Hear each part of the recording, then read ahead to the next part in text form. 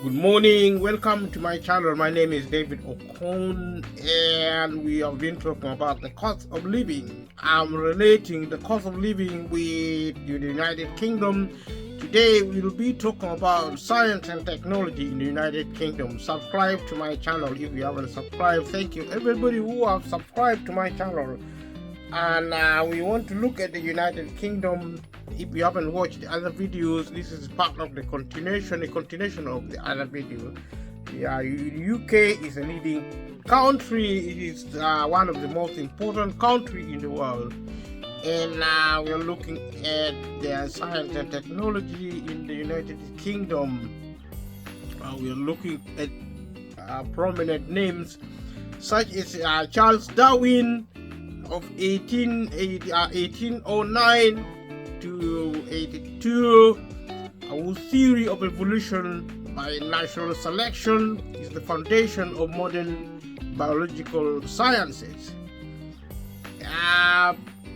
England and Scotland were leading centers of the scientific revolution from the 17th century. The United Kingdom led the Industrial Revolution from the 18th century and has continued to produce scientists and engineers credited with the important advances. More theorists from the 17th and the 18th centuries include Isaac Newton, whose laws of motion and illumination of gravity have been seen as the keystone of modern science. From the 19th century, Charles Darwin, whose theory of evolution by natural selection was fundamental to the development of modern biology, and James Clerk Maxwell, who formulated classical electromagnetic theory, and more recently Stephen Hawking, who advanced modern theories of the fields of cosmology, quantum gravity, and the investigation of black holes. So if you follow the other videos in terms of the cost of living, technology of the future will take over running of the economy, including taking away jobs from the citizens of the world, not just in the United Kingdom but across the globe. And that is all the more reason why there should be more, not less, public sector. The cost of living is caused when the public sector fails to intervene in favor of the many of the country who work for a living, who I consider to be poor. It is normally very difficult for people to admit poverty, assigned to their names and their persons. But the reality is that if you work for a living and you have to pay bills, you have to rent your home, you have to borrow money to buy your home, then I would kindly request you to realize that you are actually poor. And these are actually, we're talking about 90 to 95% of the population. And I will be repeating this point over and again along the series so that people try to get it into their head, because if there is a problem, you need to be an expert on the problem. The cost of living is only beginning, and it's going to go on in the sense that employment is not going to be there going forward. So the public sector has closed down now. What is left is just a residue. When the government talks of funding the public sector, yes, it is probably funding into the tune of billions or trillions of US dollars of pounds in the United Kingdom. But this money goes into the pocket of the private companies. They don't actually give to people who need it, in the sense that the bulk of the money is actually paid into capital investment and infrastructural investment. The ones for revenue is ones which should be given to support people who need help, say with energy, electricity, gas, or water support, or even other elements of support like plants. of one kind or another. But you see, whether these monies are given within the public or the private sector, it is extremely difficult to get it. So complicated, and this is deliberate. The complication is deliberate so that people don't get it. And the idea of giving public money to people is now symbolic. It's a political exercise. The actual intention of the state is no longer to provide help, and help can only be provided from the public sector, which is there to provide public service. And the explanation regarding the cost of living is as simple as that. Factors such as the war in Ukraine and COVID-19, Brexit, the financial crash of the 2008, 2009, all these crises, including the austerity measures exercised by world governments to try and deal with the financial crisis of 2008 and 9, all these are common crises going back in history, including the world wars.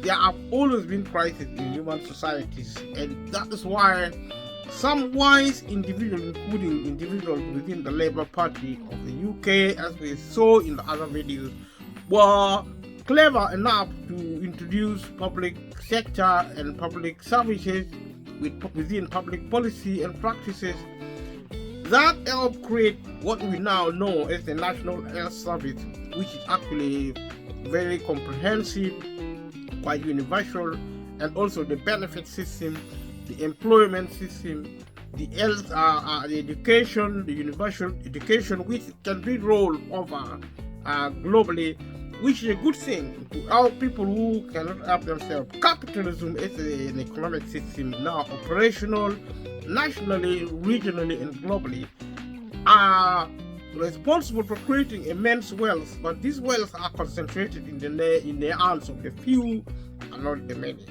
And that is the problem, and that is why there is the cost of living crisis. There is no any other substantive explanation beyond there being a problem with the public sector, with the public service. So we're looking at elements of science and technology in the UK to continue with the discourses in this process. So we look at the Colossus computer from 1944 at the National Museum of Computing at Bletchley Park, UK. The major scientific discoveries from the 18th century include hydrogen and Henry Cavendish. From the 20th century, penicillin by Alexander Fleming, and the structure of DNA by Francis Crick and others. So the UK is a global leader historically and contemporary, and in contemporary terms, it leads famous British engineers and inventors of the Industrial Revolution, include James Watt, George Stephenson, Richard Arkwright, Robert Stephenson, and Isambard Kingdom Brunel. These are familiar names, quite exciting a topic. Other major engineering projects and application by people from the UK include the steam locomotive developed by Richard Trevithick and Andrew Vivian from the 19th century, the electric motor by Michael Faraday, the first computer designed by Charles Babbage, the first algorithm by Ada Lovelace, the first commercial electric telegraph by William Fothergill Cooke and Charles Wheatstone, the incandescent light bulb by Joseph Swan, and the first practical bulb telephone patented by Alexander Graham Bell, and in the 20th century, the world's first working television system by John Logie Baird and others, The Jet Engine by Frank Whittle, The Theoretical Thesis of the Modern Computer by Alan Turing, the Ferranti Mark I, the first commercially available general purpose digital computer, The Concept of the Integrated Circuit by Geoffrey Dahmer, The World Wide Web by Tim Berners-Lee, who leads the W3C, and Key Apple Product by John Ivey. So this is all United Kingdom based scientists, and if you are to suggest that the world of science and technology revolves around the United Kingdom, you would be forgiven, given the number of inventors who originated most of the modern, the world leading technologies. And like I said before, technology is such a good thing. The difference is that when technology comes, we will face a situation of unemployment, because the machine and systems will take over the employing of factors of production of goods and services across the globe, which is a good thing. The downside being the majority of people who rely on work for income will suffer the cost of living, and I hope the cost of living of the future will not be in such a bad shape as to produce even worse crises than at the moment. My reasoning has been that if we don't actually look after the public sector in the face of change, in the face of increasing wealth and affluence across the globe, then we are going to be people who promote injustice, who are cruel, violent, and ignorant. I have spoken in terms of development and culture within the economic perspective, in terms of progress, that we, the people, should be educated culturally in order to bring peace. If you think, then you become. If you think peace, you become peaceful. If we think people, we become people-orientated in our approaches. If we think value humanity, we begin to value humanity. And all these things I'm mentioning are actually features in which learning them will help us to be agents of peace. Whether you're poor or rich, there is no ticketing for being ignorant on cultural factors, because within that parameters, we work as a body of humanitarian society to build and bring peace. Without peace, humanity will face extinction, as we see with the crisis of living, the cost of the crisis, the cost of living crisis, where literally there are people who are so shocked in a country like Britain, being one of the richest leading a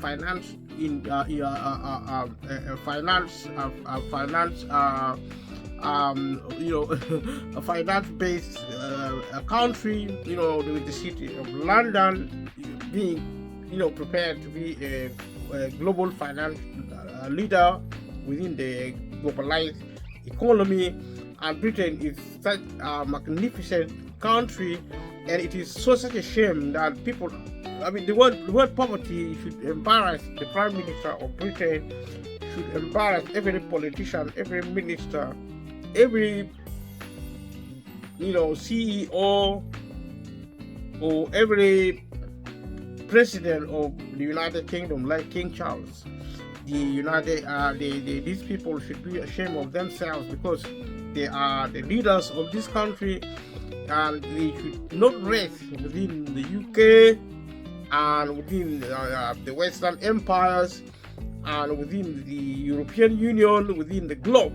Nobody should go to sleep within governments and businesses, big businesses, until public sector is restored to provide public service. until the minimum wage across the globe is raised sufficiently to provide enough income for people to get out of poverty. Nobody in the world is supposed to be in poverty at all. And this is the message, and it is the truth, and it has to be done. If we want peace, if we don't want peace, then let us allow the cost of living to continue. The cost of living can be eradicated within a year in the UK, and it can be eradicated within 10, 20 years across the globe. The cost of living is a crisis. I mean to say, within normal modern economic systems, there will always be the cost of living. But as a crisis, it is not necessary, because it indicates that in a country like the United Kingdom, the majority of the population still live in poverty. This is unreasonable, it is unthinkable, it is gross, and it is a poor indictment on society and people who lead within government, within businesses, within security. If you are a leader with power, speak and play your part to make sure the government change policies immediately and start producing effective policy. The policy of insanity should stop, because if you destroy the majority of the population around the world, because that is what closing down the public sector is going to do. It is going to kill people, kill the poor. The poor will die first, but because of violence, the rich will also die. Because of cultural ignorance, backwardness. Even we look at the feat of technicians, scientists with all this knowledge, with all this expertise. How in the world can we suffer the cost of living crisis anywhere in the world? This is a no-brainer whatsoever. So scientific research and development remains important in British universities, with many establishing science parks to facilitate production and cooperation with industry. During 2022, the UK produced 6.3% of the world's scientific research papers, and at a 10.5% share of scientific citations, the third highest in the world for both.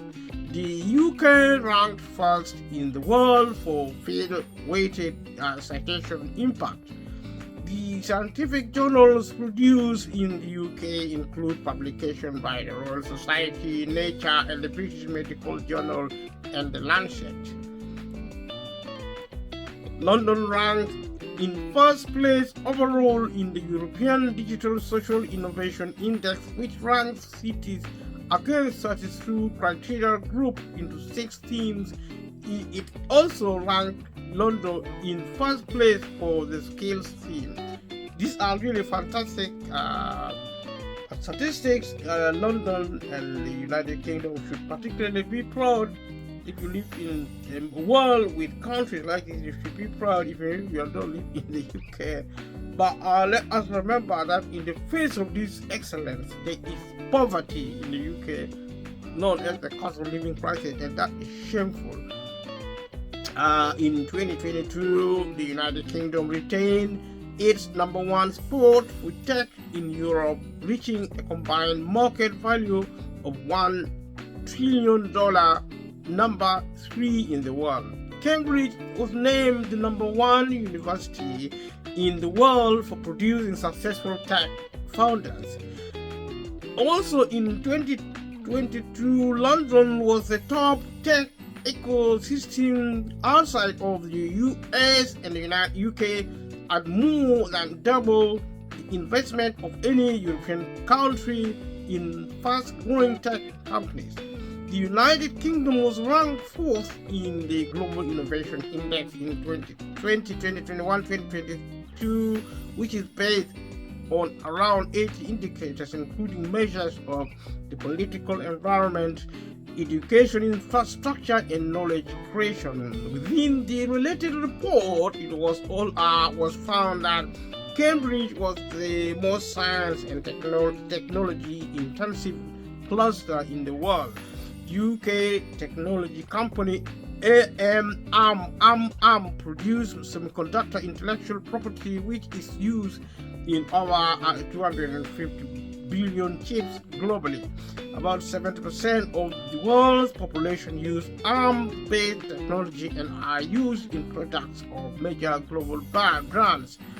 Raspberry Pi, a low-cost educational computer, had sold over 40 million units in 2022, which was designed and manufactured in the United Kingdom. The UK is home to major consumer cleaning brands Dyson, G-Tech, and Vax. The UK is a leader in audio technology, which with a huge list of audio manufacturers ranging from Pure Roberts and Bowers and Wilkins to high-end audio speakers and venue speakers such as Function One's audio system. Let's look at transport in the United Kingdom. An East Coast mainline train in Northumberland is being shown here as an example. Radial road network totals 29,145 miles, 46,904 kilometers of main roads, 2,173 miles, 3,497 kilometers of motorways, and 213,750 miles, 344,000 kilometers of paved road. The M25 encircling London is the largest and busiest bypass in the world. In 2022, there were a total of 40.8 million licensed vehicles in Britain and Great Britain. The rail network in the UK is the oldest such network in the world. The system consists of five high-speed main lines: the West Coast, East Coast, Midland, Great Western, and Great Eastern, which radiate from London to the rest of the country, augmented by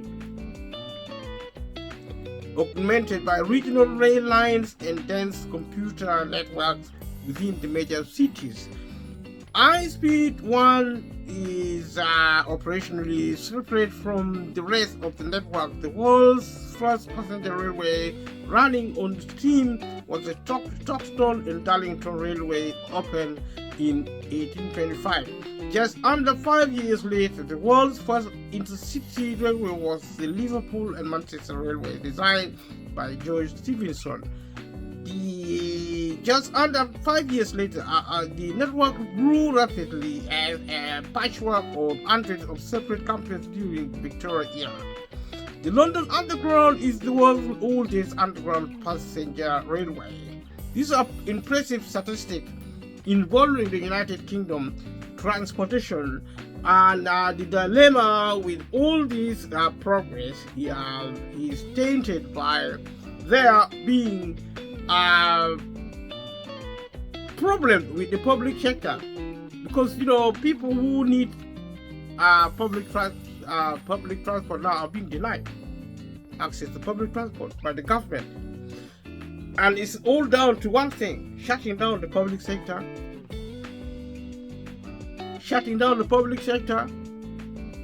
and denying public service, including public transport service, which is actually becoming extremely expensive, quite inefficient. It's closing down all the time. It's cancelled. Trains are being cancelled. They are quite unreliable, late. There may be good train being, supply new train, state of the art. We talk of technology, including transport technology, but because the politics is rotten, based on a bad culture where government no longer respect people of Britain, and this has to change. We need, if you're a politician, you need to start respecting British people and start behaving well, to playing dirty politics with human life. We have the famous red double-decker buses in London, the UK, as a railway network of 10,072 miles, 16,209 kilometers in Great Britain, and 189 lines, 304 kilometers in Northern Ireland. Railways in Northern Ireland are operated by Northern Ireland Railways, subsidiary of state-owned Tramlink. State ownership is very important in providing public services, including public transport. The UK was ranked 8th amongst national European rail systems in the 2017 European Railway Performance Index, assessing intercity of use, quality of service, and safety. HS2 is the new high-speed railway under construction link up London, the Midlands, the North, the Scotland, serving over 25 stations, including eight of Britain's 10 largest cities and connecting around 30 million people, capable of speed of up to 225. The railway system has been privatized, and that is wrong. It should be nationalized and properly funded through public sector mechanisms, so that the government can save more money by actually operating public sector, deploying more technology. The madness about privatization of the public sector should stop, and this is creating problems in the transportation sector. And you have Crossrail, which was renamed the Elizabeth Line in 2016 in honor of Queen Elizabeth II. Opened in 2022, it was Europe's largest construction project at the time, and will bring in an estimated £42 billion to the UK economy. That is impressive. Great British Railways is a planned state-owned public body that will oversee rail transport in Great Britain from 2023. I hope so. If it's a state-owned public body, I hope so. But we need clarity. We need the companies running public transport to be owned publicly by the government, by the state, employing government workers, being paid appropriately, and the rich people should pay for public service in the UK. They should be taxed, and also government should borrow money from wherever it borrows money to finance public sector, including public transport. If there is no borrowing, I don't see any reason why the government should be borrowing money across the globe, especially in the developed world. Even in the developing countries, borrowing is a nonsense of financial strategies, and it should stop. I don't mind if people are taxed, because taxing the rich, people who are actually wealthy. I mean, if they can give money voluntarily to government, isn't it better? They can do that if they're educated, well educated. If they are poorly educated culturally, then the government can use the law to fill in the gap.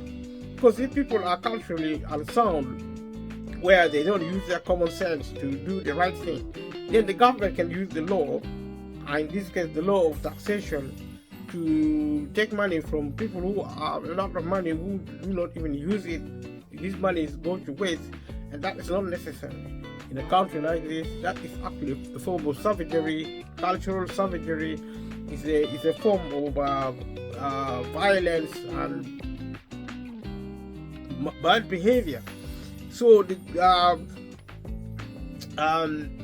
in 2014, there were 5.2 billion bus journeys in the UK, 2.5 billion of which were in London. The red double-decker bus has entered popular culture as an internationally recognized icon of England. The London bus network is intensive, with over 6,800 scheduled services every weekday, carrying about 6 million passengers over 700 different routes, making it one of the most extensive bus systems in the world and the largest in Europe.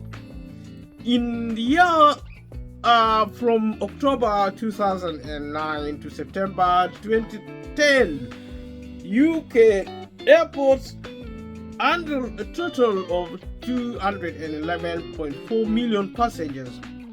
In that period, the three largest airports were London Heathrow Airport, 65.6 million passengers, Gatwick Airport, 31.5 million passengers, and London Stansted Airport, 18.9 million passengers. I think also the airline system in the UK should be nationalized so that poor people can travel even more, can afford. Right now, it's an elite service, and people who are middle class and working class at the lower range, if they struggle, they actually have to make sacrifices. If to them traveling by airline is a premium exercise that is not necessary in the modern economy, there is a lot of wealth, and people should be supported by the government out of poverty. Simple as that. By raising the minimum wage level, by if people don't work because of technology, especially because of technology and other factors, maybe sickness, people should be paid high level of benefit. The benefit should not keep people into poverty. Work should not keep people in poverty. If you work as a low paid and at the lower in the middle income scale, if you work for a living, it's a necessity. You shouldn't be poor. If you don't work, you shouldn't be poor, because there's a lot of wealth, and rich people should give their money freely to the state, and the state should give this money ring fence to people who need it to get them out of poverty. That should be the focus of the government, and this can be supported if the government start learning new value where they value humanity more than anything else. London Heathrow Airport, located 15 miles 24 kilometers west of the capital, is the world's second busiest airport by international passenger traffic and has the most international passenger traffic of any airport in the world. It is the hub for the UK flag bearer carrier British Airways as well as Virgin Atlantic. Let us look at energy. Energy allegedly or actually factually created the cost of living crisis. So let's look at energy in the UK. Energy mix of the United Kingdom over time. Wind turbines overlooking Artisan in Scotland. The UK is one of the best sites in Europe for wind energy, and wind power production is its fastest growing supply. The same goes with energy of any sort. It should be nationalized so that the government can control prices. The market should never ever be allowed to control the behavior of public service, and that can only happen if these companies are renationalized, managed by the government. And in 2021, the UK was the world's 14th largest consumer of energy and the 22nd largest producer. The UK is home to many large energy companies, including 2 of the 6 major oil and gas companies, BP and Shell. The total of all renewable electricity sources provided 38.9% of the electricity generated in the UK in the third quarter of 2019, producing 28.8 TWh of electricity. The UK is one of the best sites in Europe for wind energy and wind power production. The country's fastest growing supply in 2019. Almost 20% of the total UK electricity was generated by wind power. In 2023, the UK had 9 nuclear reactors, normally generating about 50% of the UK's electricity. Unlike Germany and Japan, there are currently 2 reactors under construction and more planned. In the late 1990s, nuclear power plants contributed around 25% of the total annual electricity generation in the UK, but these are gradually declining as old plants have been shut down. The UK government is investing in small modular reactors and advanced modular reactors research and development. In 2021, the UK produced 935,000 barrels per day (BBL) per day of oil and other liquids and consumed 1,258,000 BBLD/D. Production is now in decline, and the UK has been a net importer of oil since 2005. I think importing energy, oil, or whatever can be good, only if it doesn't actually make it too expensive for people such as to create the cost of living crisis such as is happening now. In 2020, the UK had around 2 billion barrels of proven crude oil reserves. In 2021, the UK was the 21st largest producer of natural gas in the world. Production is now in decline, and the UK has been a net importer of natural gas since 2004.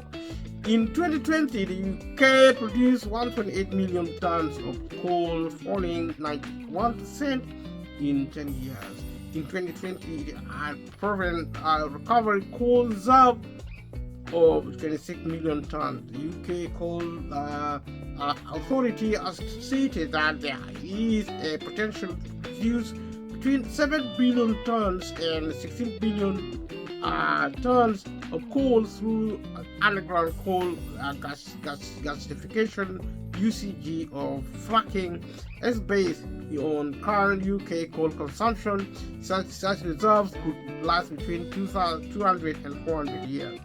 Environmental and social concerns have been raised over chemicals contaminating underground groundwater and minor earthquakes damaging homes. So look at water supply and sanitation in the United Kingdom. Access to improve water supply and sanitation in the United Kingdom is universal. It is estimated that 96% of households are connected to the sewer network. The same applies to water. This public utility should be provided by the public sector to help eradicate the cost of living crisis. In England and Wales, water and sewerage services are provided by 10 private regional water and sewerage companies and 13 mostly smaller private water only companies. This is wrong, and that's exactly what I'm saying, because if you're in debt, you go to this company, the company is giving them money to pay a grant. They don't, because the process is impossible. The help is there. If you go online, the help is there, but you don't actually get the help.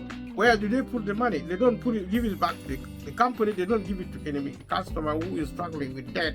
And the good thing now is that the law in the UK is that even if you're in debt, the companies are not allowed to disconnect the service. But that is not the case with energy and with energy, like electricity and gas and other form of energy. The organizations, the supplier is authorized by law to disconnect the service. That's wrong. It's essential, basic essential. That is cruelty. There are a lot of these policies are actually made by people who are actually drunk with power or drunk with wealth or ignorance. Because you don't allow private or public companies to disconnect gas and electricity to people who are so poor in a country which is so rich. is so strange because this year people shouldn't even pay for gas and electricity. Nobody should pay for water because these are essentials. Nobody should pay for housing unless they can afford to pay to buy these products. Unless they are multimillionaires or multi-billionaires, which is roughly 10 to 5% of the population. The rest of the people are not multi-billionaires, so they should not be made to pay for these essentials, including public transport, including food, including energy. Healthcare should be free. Public transport, I say.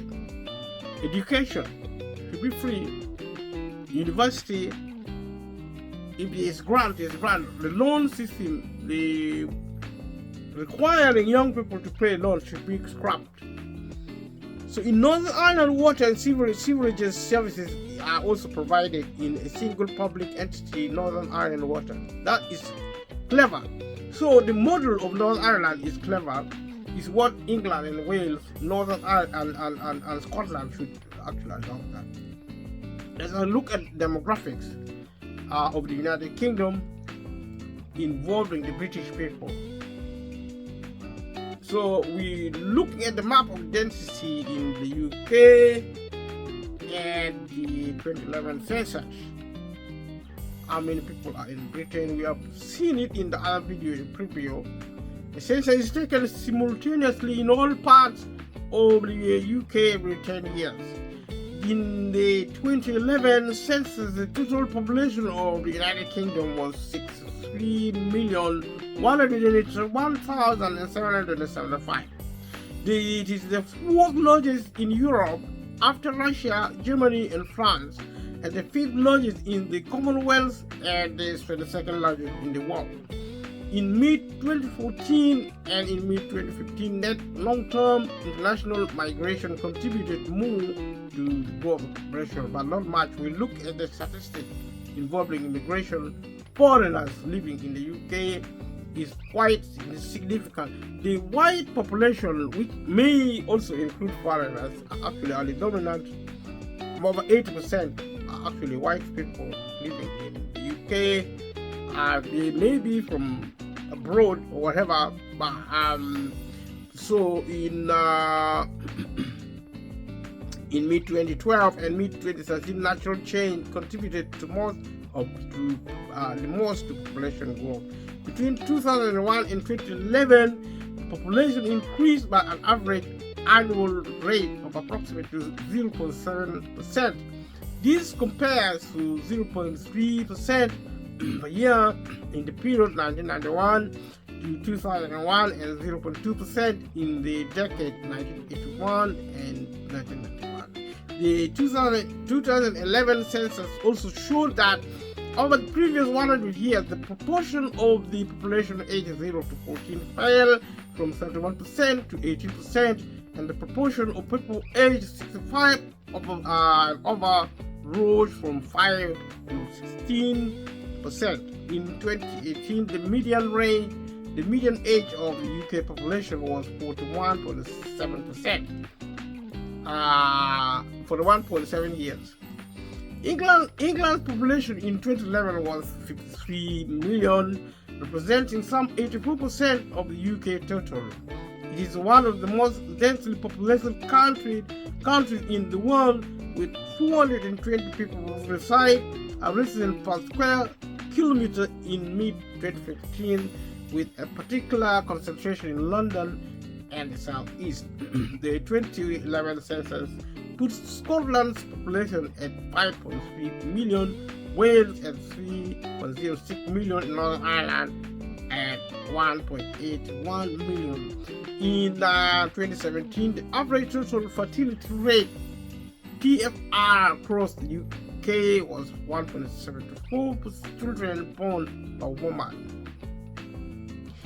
While a rising birth rate is contributing to the population growth, it remains considerably below the baby boom peak of 2.95% per woman in 1964, or the high of 6.02 children born per woman in 1815. below the replacement rate of 2.1 and but higher than the 2001 record low of 1.63. In 2011, 47.3% of births in the UK were to unmarried women.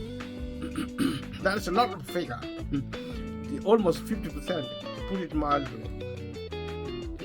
That is, I'll put it down to cultural failure, because in essence,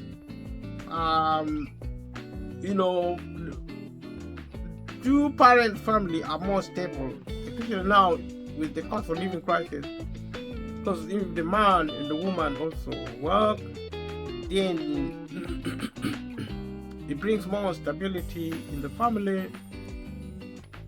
So we need to rethink our culture, because divorce and also single parenthood is a form of violence.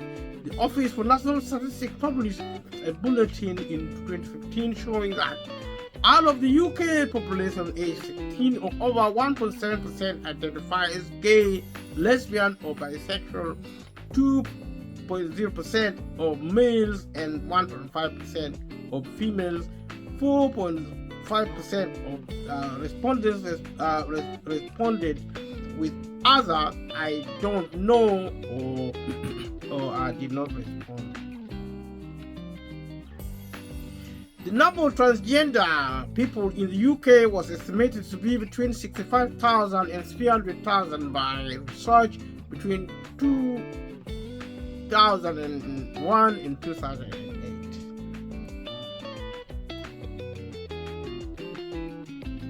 Largest urban areas of the United Kingdom, England and Wales, 2011 census built up areas, Scotland 2016 estimate settlement, Northern Ireland 2001 census urban area. There are actually information in different places. You can actually look and find out which ones you like to concentrate on. Let's look at ethnicity. In the United Kingdom, historically, indigenous British people were thought to be descended from the various ethnic groups that settled there before the 21st century. The Celts, Romans, Anglo-Saxon, Norse, and the Normans. Welsh people could be all these ethnic groups in the UK. Welsh people could be the oldest ethnic group in the UK. The UK has a history of non-white immigration, with Liverpool having the oldest black population in the country, dating back to at least the 1730s, during the period of the African slave trade. During this period, it is estimated the Afro-Caribbean population of Great Britain was 10,000 to 15,000, which later declined due to the abolition of slavery. The UK also has the oldest Chinese community in Europe, dating to the arrival of Chinese seamen in the 19th century. In the 1950s, there were probably fewer than 20,000 non-white residents in Britain, almost all born overseas. In 1951, there were an estimated 25,500 people living in Britain who had been born in South Asia, China, Africa, and the Caribbean. That's under 0.2% of the UK population. By 1961, this number had more than quadrupled to 384,000, just over 0.7% of the United Kingdom population. Since 1948, substantial immigration from Africa, the Caribbean, and South Asia has been a legacy of ties forged by the British Empire. Migration from new EU member states in Central and Eastern Europe since 2004 has resulted in growth in these population groups, although some of these migration has been temporary. Since the 1990s, there has been substantial diversification of the migration population, with migrants to the UK coming from a much wider range of countries than previous waves, which tended to include larger numbers of immigrants coming from a relatively small number of countries.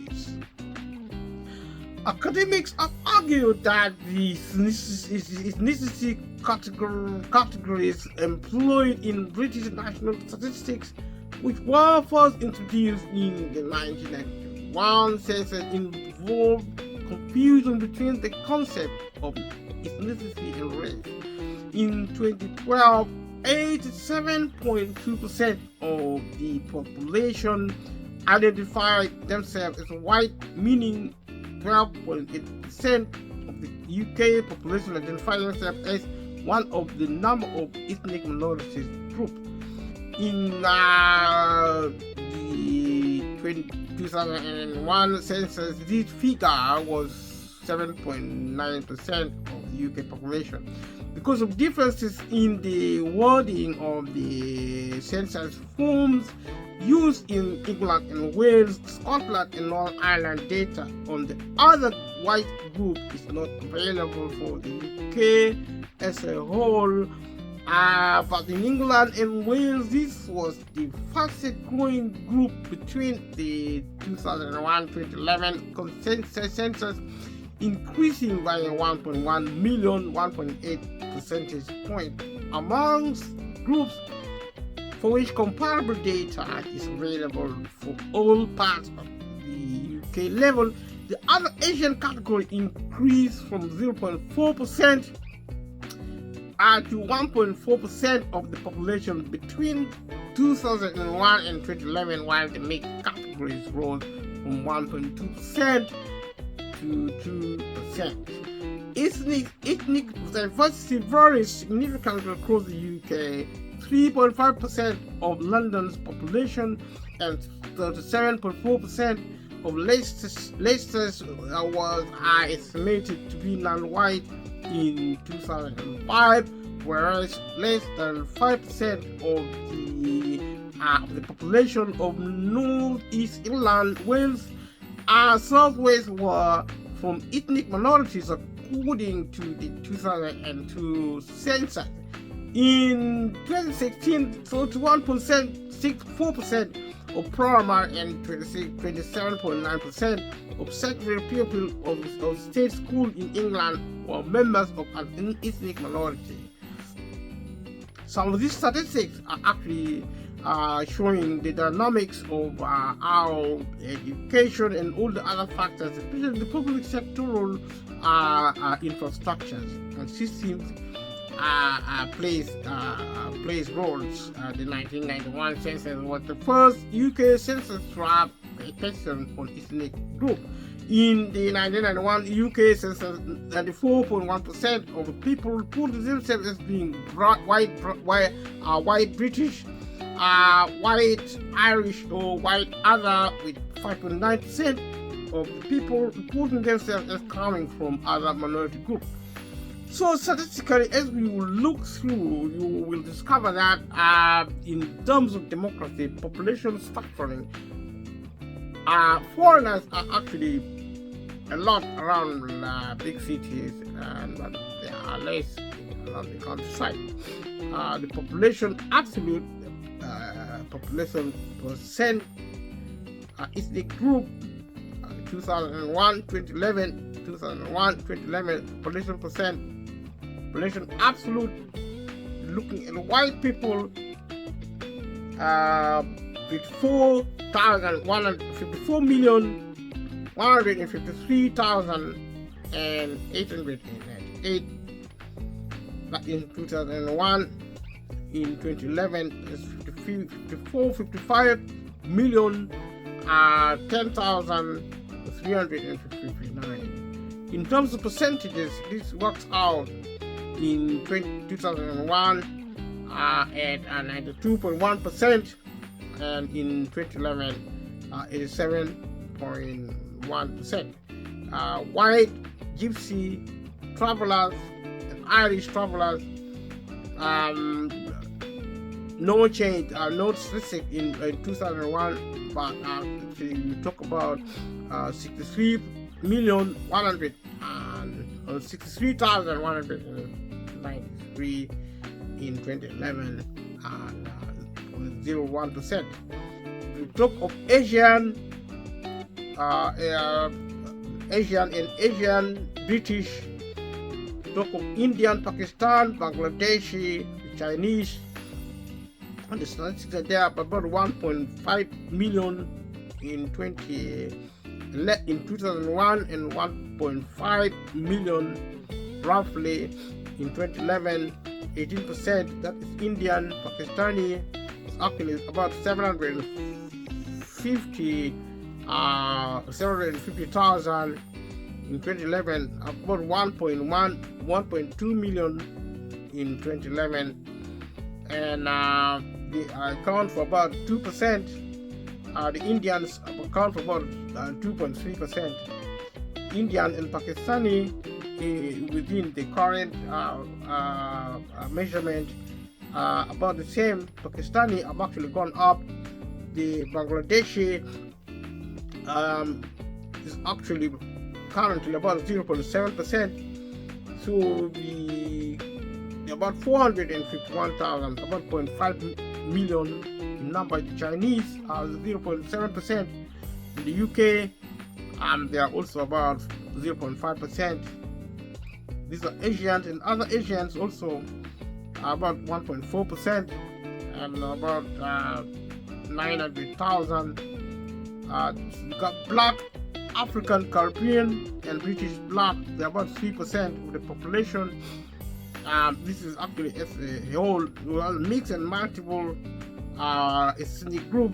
64% is about 2 million blacks, including African, black people, black who are born in Britain, and also the Caribbeans. We got mixed, multiple ethnic groups, which about 2% of the population. That's 1.2 million. That is other ethnic groups. It's about 0.9%, about 0.5 million people. The total population actually is about 94 million, about 60 million people. That's about 100%. That's 100% of the population is about 63 million people in the UK. So let's look at languages. The main languages of the United Kingdom is the language. The English language is the official and most spoken language of the United Kingdom that originated from England. The United Kingdom proactively promotes language globally to build connections and understanding and trust between people in the UK and countries worldwide. So English is the most powerful, is the most important language in the world. It is estimated that 94% of the UK's population are monolingual English speakers. 5.5% of the population are estimated to speak languages brought to the UK as a result of the relatively recent immigration. South Asian languages are the largest grouping, which include Punjabi, Urdu, Bengali, Sylheti, Hindi, and Gujarati. According to the 2011 census, Polish has become the second largest language spoken in England and has 546,000 speakers. 446,000 speakers in 2019. Some 750,000 people spoke little or no English. 3 indigenous Celtic languages are spoken in the UK: Welsh, Irish, and Scottish Gaelic. Cornish, which became extinct as the first language in the late 18th century, is subject to revival efforts and has a small group of second language speakers. According to the 2021 census, the Welsh-speaking population of Wales, agreed aged 3 and older, was 538,300 people, 17.8%. In addition, it is estimated that about 200,000 Welsh speakers live in England. In the 2011 census in Northern Ireland, 167,487 10.4% stated that they had some knowledge of Irish language in Northern Ireland, almost exclusively in the nationalist mainly Catholic population. Over 92% or 92,000 people in Scotland, just under 2% of the population had some Gaelic language ability, including 72% of those living in outer Hebrides. The number of children being taught either Welsh or Scottish Gaelic is increasing. Among the Gaelic, among the immigrants descended population, some Scottish Gaelic is still spoken in Canada, principally Nova Scotia and Cape Breton Island, and Welsh in Patagonia, Argentina. Scots, a language descended from early Northern Middle English, has limited recognition alongside its regional variants, Ulster Scotch in Northern Ireland, without specific commitment to protection and promotion. As of April 2020, there are said to be around 151 users of British Sign Language (BSL), a sign language used by deaf people in the United Kingdom. BSL was recognized as a language of England, Scotland, and Wales in law in 2020. It is compulsory for pupils to study a second language from the age of 7 in England. French and Spanish are the two most commonly taught second languages in the United Kingdom. All pupils in Wales are either taught Welsh as a second language up to the age of 16 or are taught in Welsh as a first language. Welsh was recognized as having official status in Wales in 2011. Irish was recognized as having official status in Northern Ireland in 2000. Let us look at religion in the United Kingdom. And in religion in the United Kingdom, some people are religious, others are not religious. So the religion 2011 census, Christianity 59.5%, the largest group in religious people who are not actually committed to any religion, to any faith, 25.7%, Islam 4.4%, Hinduism 1.3%, Sikhism 0.7%, Judaism 0.4%, Buddhism 0.4%. Other religions are actually 0.14%. Not stated. Some people didn't declare whether they are religious or not. This accounted for 7.2%. Forms of Christianity have dominated religious life in what is now the United Kingdom for more than 1,400 years. Although the majority of citizens still identify with Christianity in many surveys, regular church attendance has fallen dramatically since the middle of the 20th century, while immigration and demographic change have contributed to the growth of other faiths, most notably Islam. This has led to some commentators to variously describe the United Kingdom as a multi-faith, secularized, or post-Christian society. In the 2001 census, 71% of all respondents indicated that they were Christians, with the next largest faith being Islam 2.8%, Hinduism 1%, Sikhism 0.6%, Judaism 0.5%, Buddhism 0.3%, and all other religions 0.3%. Of the respondents, 50% stated that they had no religion, or further 7% did not state a religious preference. A Tearfund survey in 2007 showed that only 1 in 10 Britons actually attend church weekly. Between the 2001 and 2011 census, there was a 12% decrease in the number of people who identify as Christian, while the percentage of those reporting no religious affiliation doubled.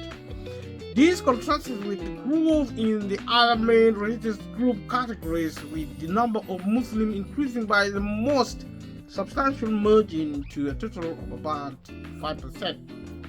The Muslim population has increased from 1.6 million in 2001 to 2.7 million in 2011, making it the second largest religious group in the UK. In a 2016 survey conducted by BSA, British Social Attitudes on Religious Affiliation, 53% of respondents indicated no religion, 41% indicated they were Christians, followed by 6% who are affiliated with other religions, especially example Islam, Hinduism, Judaism, etc. Among the Christian adherents to the Church of England constitute 15%, to the Catholic Church 9%, and other Christians including Presbyterians, Methodists, and other Protestants, as well as the Eastern Orthodox, constituted 17%. Of the young people aged 18 to 24%, responded 71%. 18 to 24% that responded, 71% said they had no religion.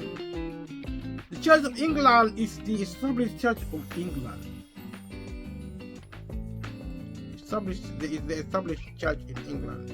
It retains representation in the UK Parliament, and the British monarch is its supreme governor. In Scotland, the church in Scotland is recognized as the national church. It is not subject to state control, and the British monarch is an ordinary member required to swear an oath to maintain and preserve Protestant religion and Presbyterian church government upon his or her accession. The church in Wales was established in 1920, and because the Church of Ireland was established in 1870 before the partition of Ireland, there is no established church in Northern Ireland.